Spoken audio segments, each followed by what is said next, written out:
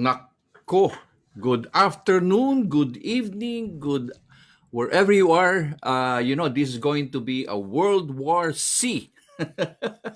Good afternoon, Butch Bartolome here again in BUK or BOK. I hope everybody is okay because today is Thursday, and I'm so honored because I got two friends who could not say no.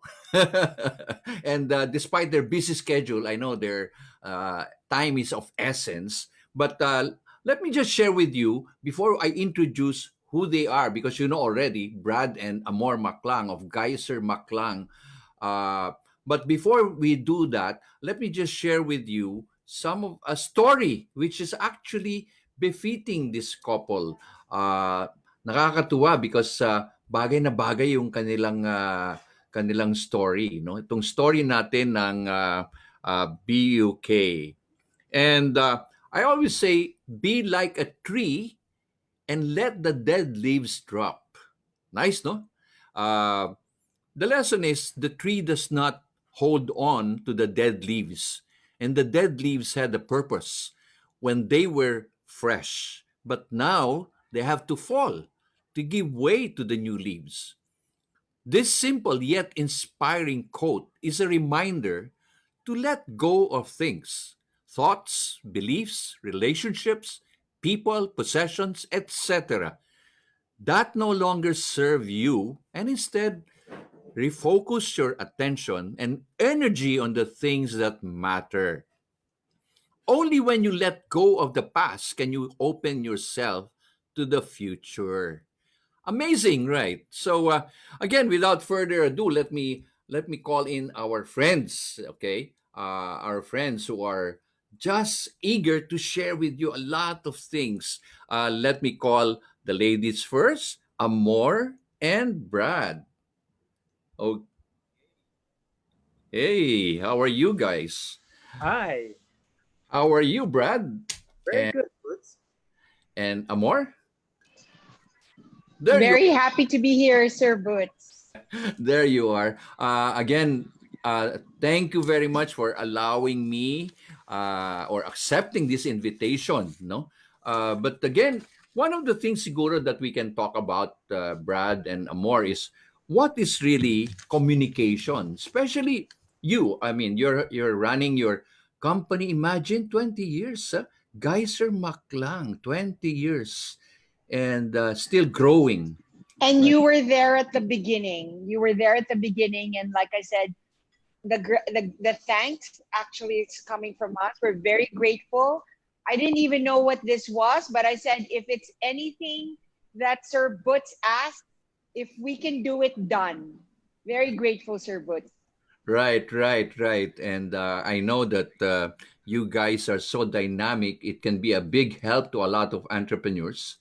Because really, what is Geiser Maclang doing? Can you just give us, our audience, a brief description? Brad is the best person to share that, given that a lot of this is really his creation, right? Okay, Brad, you have the floor. Okay. Can you hear me okay? Yeah, yeah, loud and clear. All right, great. So it's an interesting thing. Many people have tried to sort of pin us down over the years in terms of what we do. Is it marketing? Is it public relations? Is it crisis management? Is it brand strategy? Those things. But in actuality, it's none of those things. Um, our area of expertise is something entirely different, but it has some interrelated elements. So I'll explain it. Actually, our profession is something called reputation equity. And reputation equity, it's just sort of a fancy way of saying, how are you known and what it's worth. So this, in this side of this practice, there's 4 elements, actually 5 elements, but four elements. The first one is the formulation of reputation. So if you imagined a little bit like a reputation is like a stalactite in a cave, you know, those sharp things. Basically, a stalactite is limestone and water dripping from a cave, and it gradually accumulates and forms the stalactite. Well, reputation is kind of the same way. It's actions that you take over time, communications that you make over time that accumulate and form a reputation. Mm-hmm. But if in a cave, if the limestone water mix is off in some way, shape, or form, you don't get a stalactite, you get a puddle. And that's also the same way with reputation. If the way the reputation is formulated is off, all the actions that get taken by the company or the brand over the years just simply won't accumulate. It won't accumulate into a reputation, or at least not one that's actually worth anything monetarily. Um, so the second thing that we do is this thing called building reputation. Now, building reputation, that's something that Filipinos are very familiar with.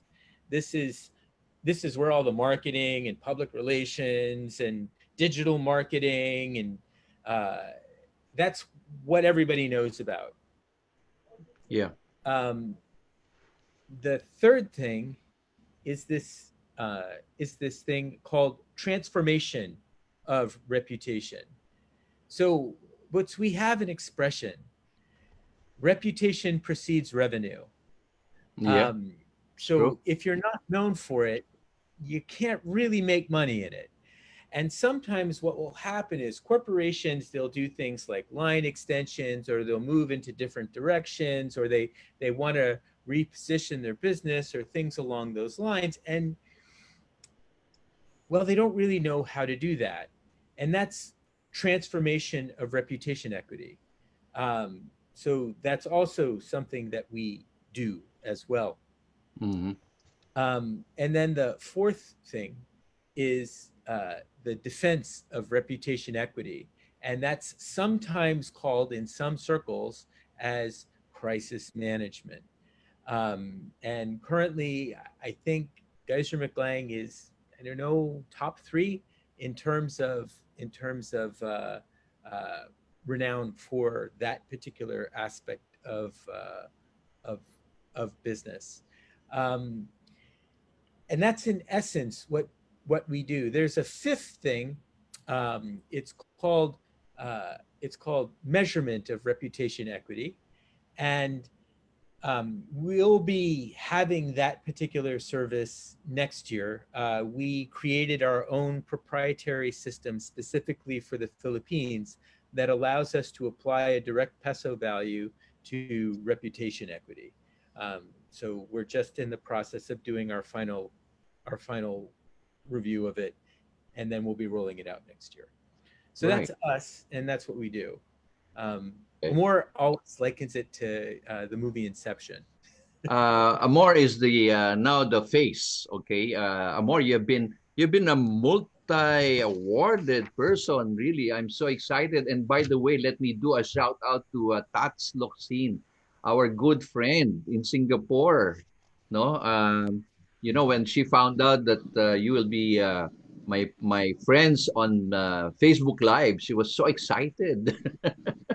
So, Would you allow me, Sir Boots, and with the indulgence of the audience, I just want to make a special shout out to one of the best communicators, right?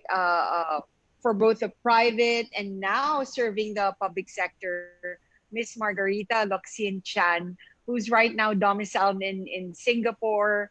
mm, Not only is she one of the top communicators I've ever had the chance to work with, one of the greatest human beings simply around, full stop. We were batchmates in university. Her family gave me and Brad one of our earliest breaks. mm, That's why it's so hard for me to to believe, you know, whenever they talk about Secretary Locsin, right, on Twitter or on you know, public feeds, that is so not, that is so not the person that we've met. And just simply, hi Tats, we love you, Sir Butts, Brad and I love you, and we can't wait for you to move back to the country. So Oh yeah, she's so thank excited. you, sir. She's always a heart full of love for Filipinos. You know, where there was a time I was with some groups, and Totally. was like a sister to us, taking care of us, making sure that all these franchisors we were there, were, you know, safe and sound, you know, and Actually, shameless promotions on behalf of Tats. If any business wants to do anything in Singapore, the only person you need to know is Margarita Locsin Chan. There, that's it. I'm gonna end it there. We love you, Tat. yeah, right, right. I'm sure she's watching. She's watching. There she goes. She's watching. But tell me about this COVID. You know, there's so many people right now. Like a lot of entrepreneurs are saying, "How do I communicate? How do I communicate in this time of COVID, where I have a business? I'm a small entrepreneur, but is it just communicating and communicating? Because one of the things, Amor, that I noticed, and Brad, I noticed there's so much over communication that people are just getting fed up. They just want to close their ears. There's so many news or fake news. How would you advise people like this who are faced with this Brad, crisis? Brad is really the best person to talk about that. But I just wanted to kind of preamble it because in our 20th anniversary, you know, I was saying this to Brad. Um, One of the greatest challenges that have beset our country and the world has also become one of our greatest work challenges as Geiser Maclang. So we are we've been fortunate to serve the country at this particular juncture, um, supporting the frontliners, the government frontliners in the fight against COVID, right? It's a huge undertaking, and we undertake such a small part in terms of the communications aspect. And, you know, regardless, I was telling Brad and my team, you know, when we were being considered amongst a pool of 12 other equally competent and amazing communications practitioners, I said, guys, are we going to do this? This could very well be one of the toughest. There's no pleasure cruise in supporting the government in the COVID response. And the team prayed for it. And we all said, if there was some way we can help the country, then thy will be done, right? True. And it's been a few months, and uh, it's a daily battle. It's really a daily battle. But regardless of how you feel about the current administration, we are very lucky to be working with some of the most hardworking, talented people in government. So we feel like a lot of our 20 years has really led up to this point of service to the country. But Brad, I think that didn't really answer the question of Sir Boots, which is really about how to communicate in times of COVID. But COVID has now taken on a more important meaning for us because of this advocacy. Brad? Yeah. So, Brad, Okay. what would you Well, um, go ahead, Brad? okay. So what I'd like to do is I'd just like to shape perception a little bit. And I want you to understand something about COVID and disease in general. I want you to think of disease. Well, yes, it's tragic and it's a killer and it's a terrible thing, but also what it is it's an editor. Disease edits humanity. It has since time immemorial. Actually, if you go take a look at the human genome, a sizable percentage of our genome is actually virus DNA. We are edited, but we're not just edited on a biological level. We are edited on a sociological level, on a society. As a society, we are being edited. Society is changing, and things. So the thing is for us is we are remnants right now of a time that no longer exists. Okay, there is pre-COVID and there is COVID, right? And it's not going to go away, not for years, not for years. And there's a famous article that was put out there called "The Hammer and the Dance." And so you could say that the ECQ was the hammer that was trying to protect us by locking us in, but you know the economy can't stay stagnant forever, and COVID counts on this fact. COVID is uniquely genetically created or evolved to be able to take advantage of all of the weaknesses in our society, like the fact that we're kind of a hive and we're interdependent on each other, and we can't stay still and stay hiding for long periods of time. Also, moreover, we don't respond to invisible threats very well. So we tend to come out, and because it's invisible, we tend to think everything is going to be fine, even though the wolf in the form of these little water droplets that are inside of the air and on all of the surfaces are out to get us. So you need to understand that the human being you are now is not going to be the human being that you are going into the future. It's going to be different.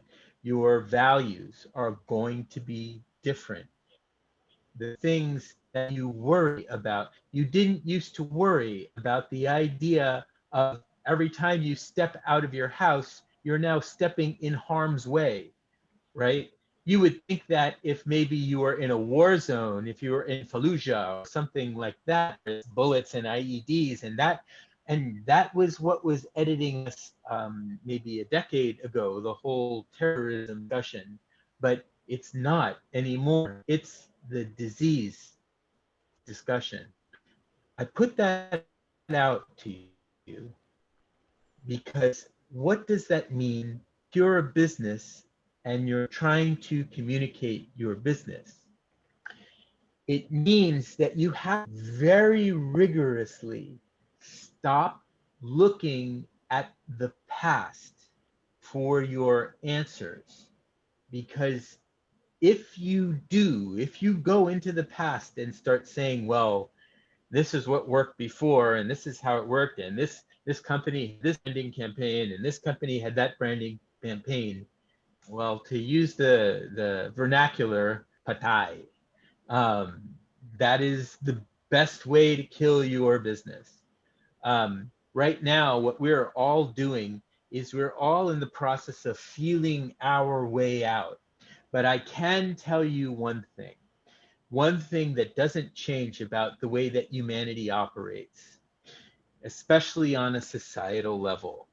Humanity is always, whenever humanity receives a communication, and there's like lots of these communications coming around. And by the way, that lots of communications that's happening, that's called a hive threat assessment. So whether you've ever kicked an ant hill or blown smoke at bees or something along those lines, any hive that experiences a crisis or an attack or something along those lines runs through this kind of assessment period where there's a great deal of communication, chaos, and focus that's happening. And that's what's happening. And Yeah, if you want to cut through, yes. but what is important is actually, like for example, social media. I mean, you never realize that this social media will be the sort of the vehicle like Facebook, Instagram, or this Zoom. But a lot of entrepreneurs I've noticed are just posting and posting whatever. I mean, is that That's something practical? that's correct. Yeah, Sir, Well, yeah. yeah. yeah. I want to kind of add to that, Brad, if that's okay. Please. As early as as early as 2007, right? Um, we knew that that social media was going to be the great big leveler, right? It was going to be that lever that will change things, right? Um, we did the first ever blogger event. Many of the pioneer bloggers attributed blogger engagement to Geiser Maclang. Mm. We drew a line in the sand. At that time, it was very controversial because the idea of journalists and bloggers, right, attending the same events, that was like unthinkable, and that really disrupted the status quo. So we're never afraid to take on levers that disrupt. And so now a lot of what we're doing, aside from our work in COVID, is about technology, fintech, right? Also another great disruptor in an otherwise very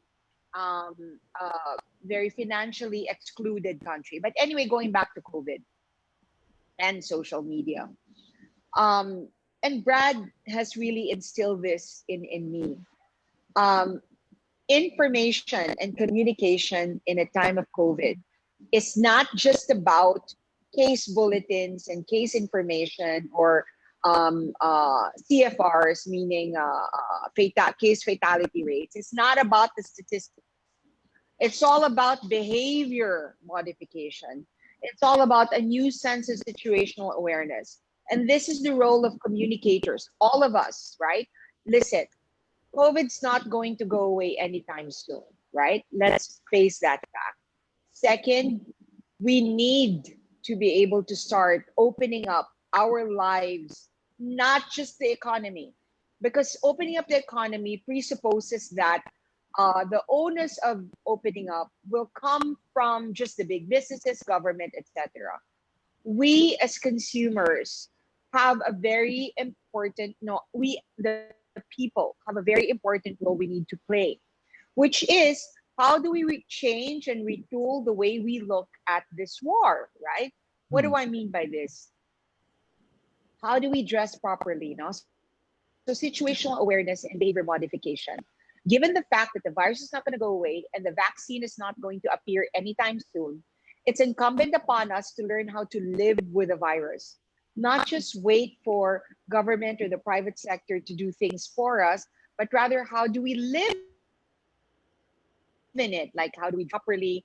How do we act in this new normal? So it's that kind of behavior modification and situational awareness that Brad was talking about that we as communicators need to teach each and everyone, because no amount of government compulsion is going to save us from the virus, or no amount of private sector intervention in the workplace is going to save us if we continue to act like the old normal, right? So we need to relearn it. Brad, did you want to add to that? Yeah. So from the point of view, though, of businesses and how businesses communicate, the one primordial question they have to continually ask themselves is, why do you matter? Why do you matter now, right now? Mm-hmm. Because that's essentially what's happening is a lot of businesses who may in fact matter, assume that everybody will understand why they matter, will get it immediately. So they just put their products and services out there, or they put their communications out there, or they put their agenda out there, and it's just a mush. And we as information consuming human beings, we have our filters, and we just filter it out. It's I always liken it to, like, have you ever like had a dream? It was really vivid, and you woke up, and then you can't remember it anymore. True. Can you remember what's on social media? Honestly, you might love social media, but your memory does not. Your memory is not designed to pull it. It only pulls what matters to it at the time. And that's what businesses have to become really expert at. That's why the businesses that have really leapt in there heroically and said, this is how we're going to help us get through things. These are the services that we're going to be offering. These ways we're going to bring the community together. These are the ways we're going to grow. Those are the businesses that prosper. True. Because that's what matters now. Now, but what I like what Amor said is that you have to move on and not and you just forget about the past, because this is going to stay with us. This is going to be the way you look, the way you think, the way you communicate. It's very important.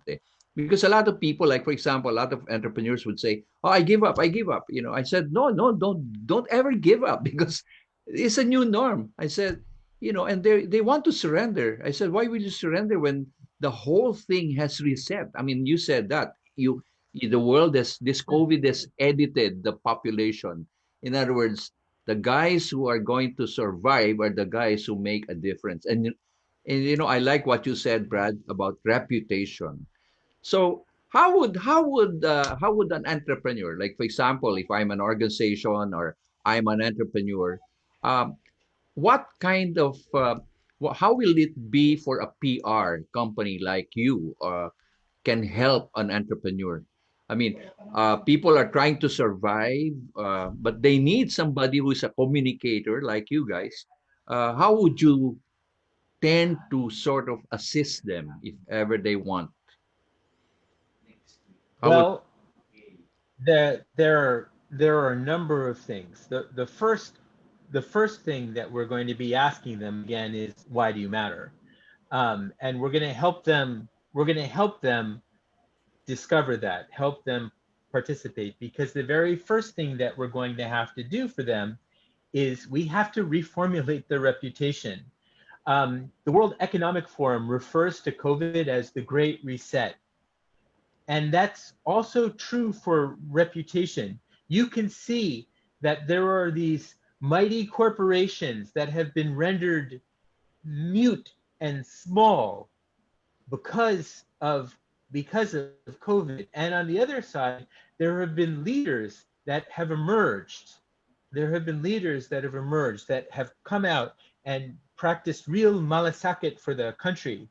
And those are the ones whose fortunes rise. One of the things that we look at is the idea of COVID is what do you call it? COVID is a battle for survival, but for leaders, for people who run things, it's not a battle for survival. It's a battle of relevance. If you're a leader, you might have been a great and important leader prior to COVID, but if you're not stepping into it now,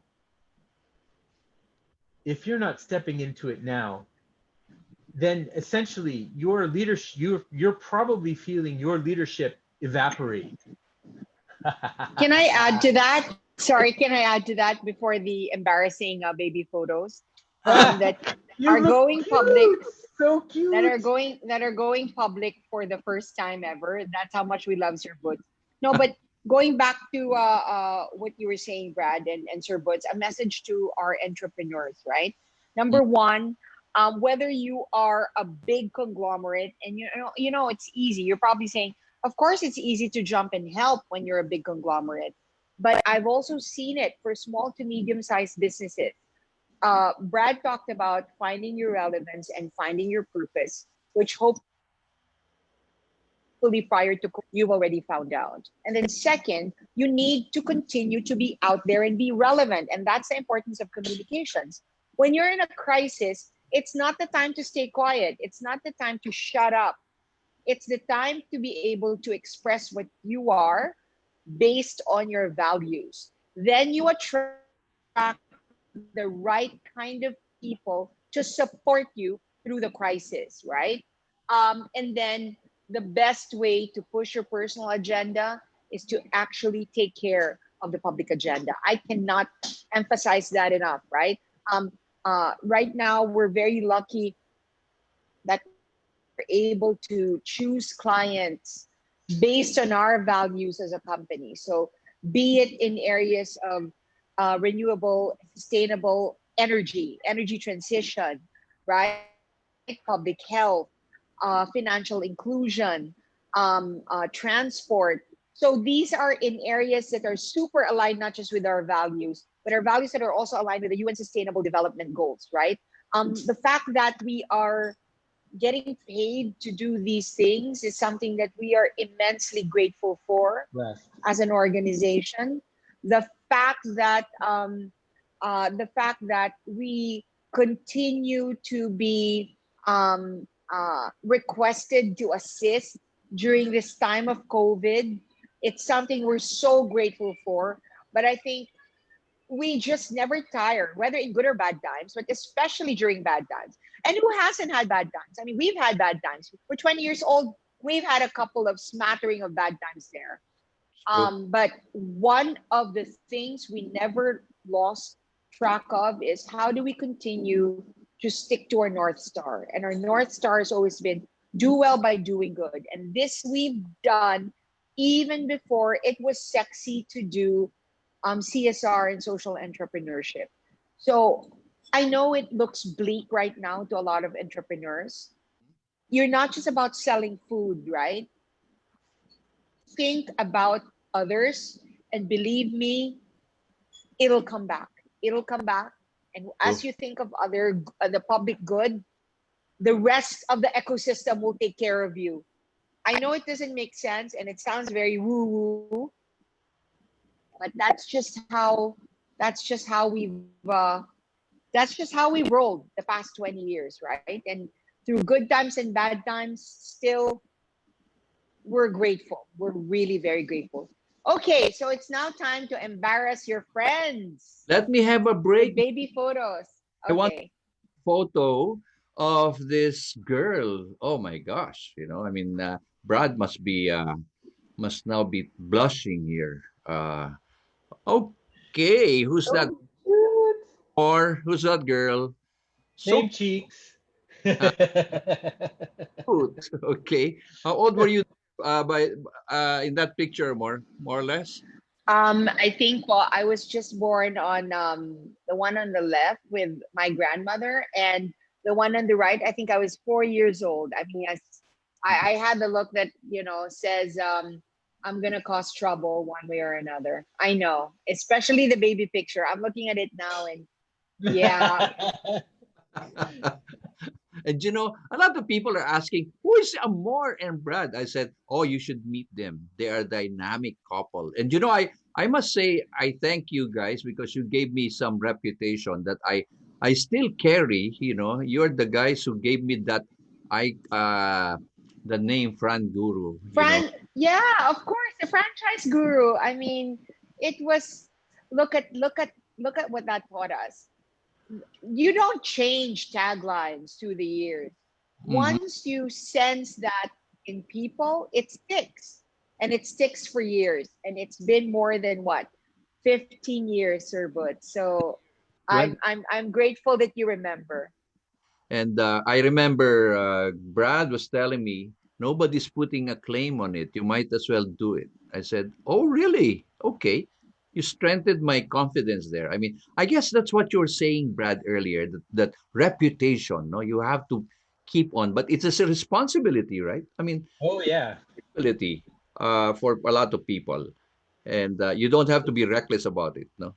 But you just have That's to defend reputation, though. I mean, the name that's given to you. right. So, Amor, you are an icon almost everywhere. I see a lot of posts about Amor, about Brad, and all this. You've been helping a lot of associations, right?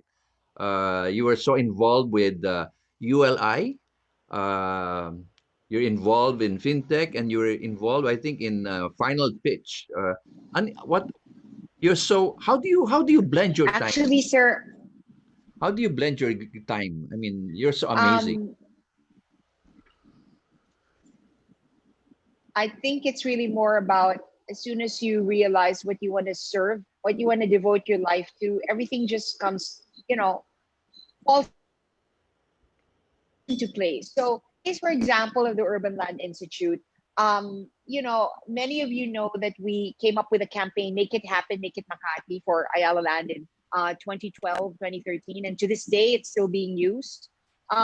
That really opened our eyes into the importance of making sure that we all have a stake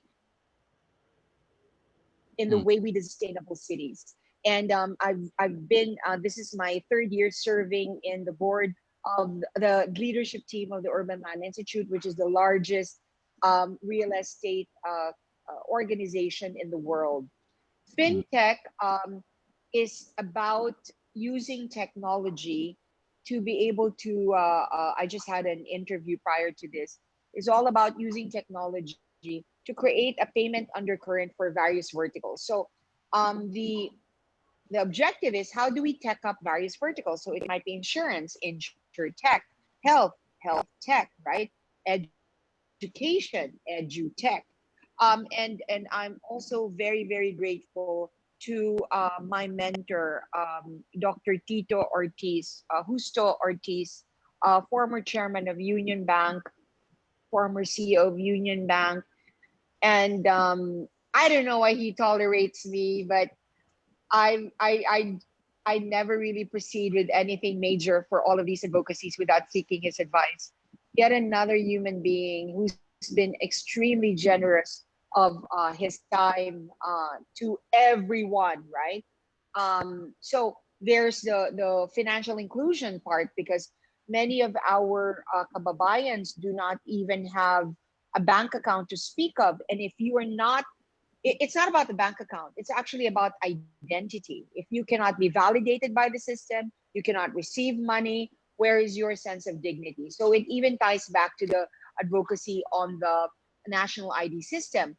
Then I've been very grateful to serve also in the Institute of Corporate Directors, where I'm very happy to have reconnected with Ms. Chitwan, Oh, yeah, right. Our who good also friend. gave us one of his breaks. Yes, yes. I was so happy to see her there. And it's all about governance and corporate governance. Now, Mm, um, I was telling Brad, I wish when I was starting the company, Geiser Maclang, when I was on ICD, I thought that the idea of doing right and corporate governance was just something that you relegate to bigger companies. But maybe I was telling Brad, if we had all learned about ICD, no matter the size of your business and the importance of doing right, regardless of your size, then maybe we would have done lesser mistakes. I mean, I know mistakes are golden, but I'm very happy to spread a word about corporate governance. And then, of course, I'm the chair for innovation of the European Chamber of Commerce in the Philippines. Um, we have served the European Union under then another friend and mentor, Ambassador Guy Ledoux, who shared with us his passion for clean energy, social justice, and Mindanao, which you know I'm very, very passionate about. And my final advocacy, at least currently, no, not final, we hope to be able to serve more, is in the realm of energy independence and energy security. So, along with my chairman, Dean Tony Lavinia, and Mr. Don Paulino, we're working together towards making sure that the Philippines will have more of its own energy so true, that we're not dependent on imports. So, true. sorry to geek out there, but yeah, as you can tell, I'm very grateful for all those opportunities to serve, and all of that made possible because those are all advocacy, and all of that made possible because of Geiser Maclang. So thank you to our Well, clients.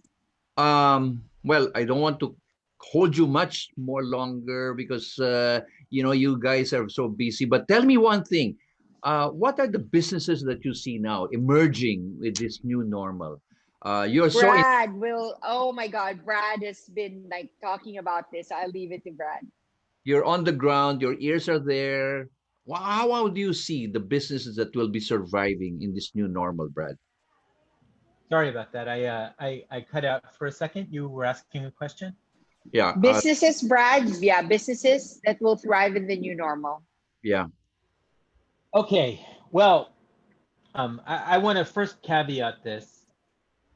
Anyone who says they know what the future is going to be, treat those people with a great deal of skepticism. um, but I will say this: the businesses that will have what you call you can sort of see it already dividing. There's two groups. There's what you would call intellectual services, and then there's what you would call the core aspects of the economy, right? Things like logistics and Okay. I lost sorry Brad. about Oh, I'm sorry okay. about that. My Go ahead. internet connection is a little wobbly. Um, so you can see that there are these core services, logistics and food, but it's not even food like say restaurants. It's more like it's more like you know, raw goods. It's more importing. It's food kits. It's different now, right? Mhm. Um, in the case of transportation, transportation is about to become very, very, very, very different. But it's still going to be there. Things like tourism, honestly, the jury is still out. Um, I, it seems highly unlikely that tourism is going to uh, exist the way that it did um, moving forward. And which means that hospitality is going to drastically transform itself also. Um, and so, but then there's intellectual services. So, like a good example of one that's going to be doing very well in the future is e-gaming, uh, data security, um, those types of fintech, those things that sort of empower that sort of I guess provide the new types of entertainment. Netflix is, well, actually, I'm wondering about what Netflix is going to do when the infrastructure that allowed them to have all that programming in the first place collapses. But um, I'm sure that they'll find some way to adapt and survive. But it's those kind of intellectual services that are also on the rise and thriving and going to and going to play a very big role. As far as other things go, to be honest with you, um, there's going to be a sort of a big surge for IT, because people are going to recognize that a lot of traditional retail is going to die off, and it's going to be replaced.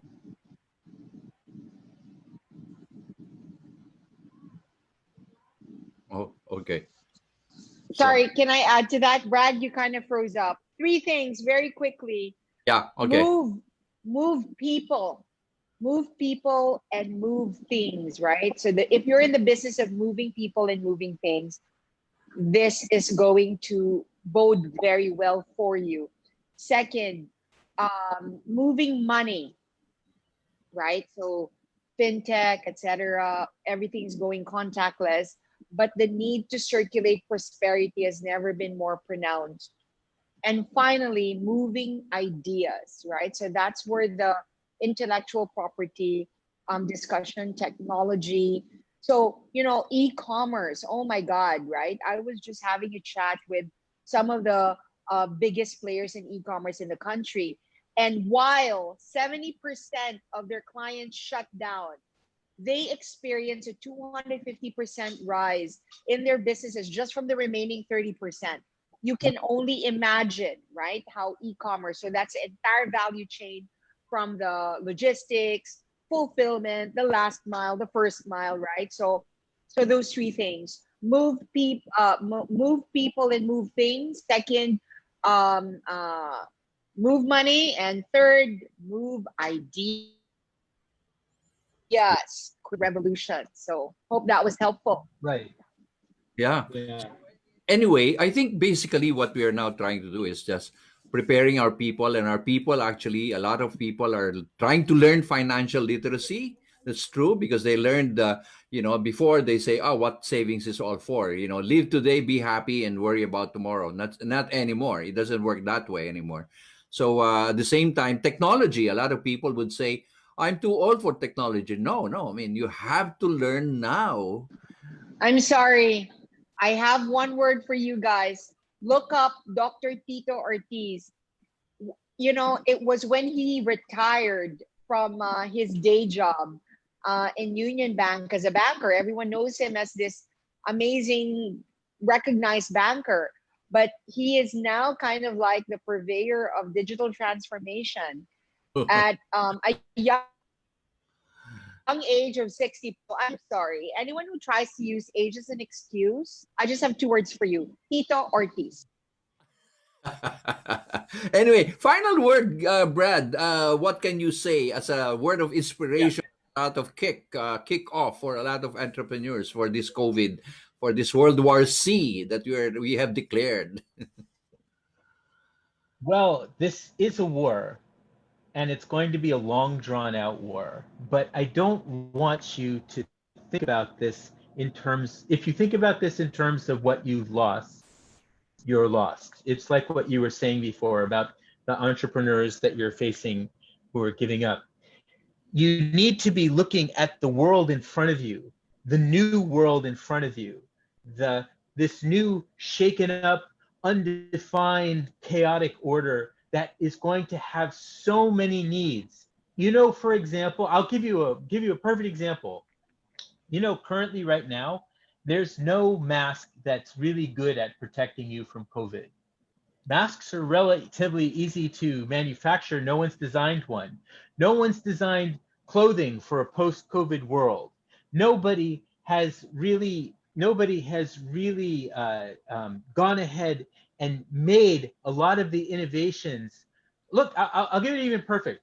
Look at my shirt, right? My shirt has my logo. My logo is currently being blocked by my name. I can't even see it very long.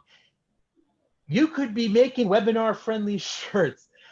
There are with giant logo that everyone could see. There are thousands and thousands of new opportunities. You just have to be prepared to look and see what's really needed and not just try and follow what others have done. True, true. I love that. I love that what you said. I love that.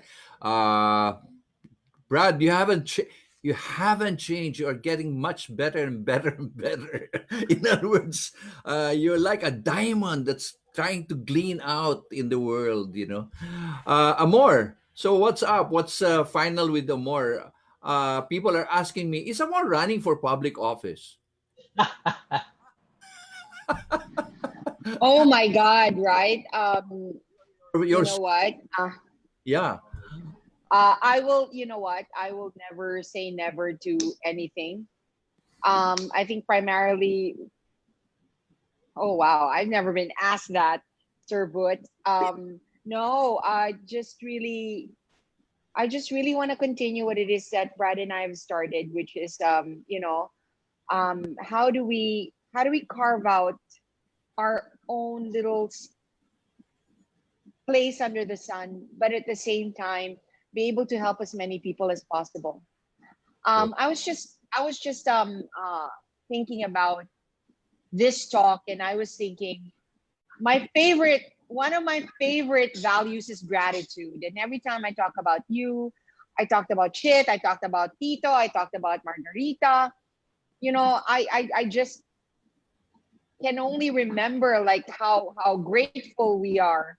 And I think we need that right now. We need to be reminded in a time of a pandemic why we all need to be grateful. So as we carve out our little space under the sun, we just want to be able to help as many people as possible the way we've been helped 20 years We ago and counting, and still continue to.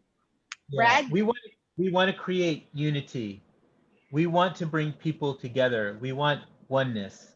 We think that that's really how the Philippines, and let's face it, the rest of the world is going to get through this, not through divisive politics, not through talking heads who tear other people down.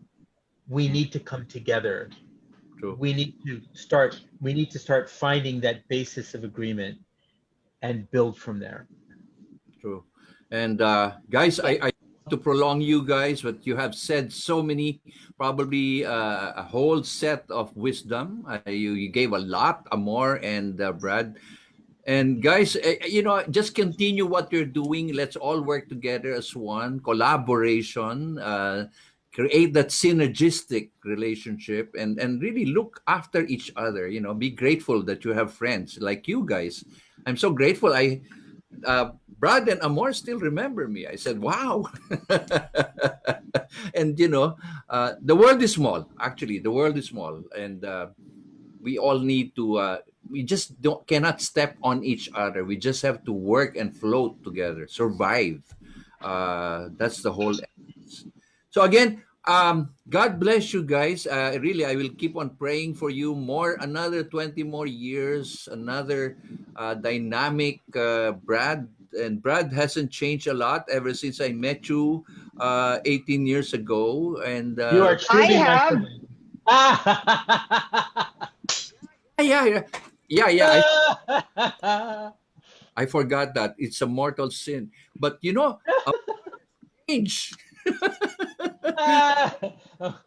Show you the picture of Amor before and after. Yeah, yeah, yeah. I have. I posted it. No, no, no. I posted it, sir.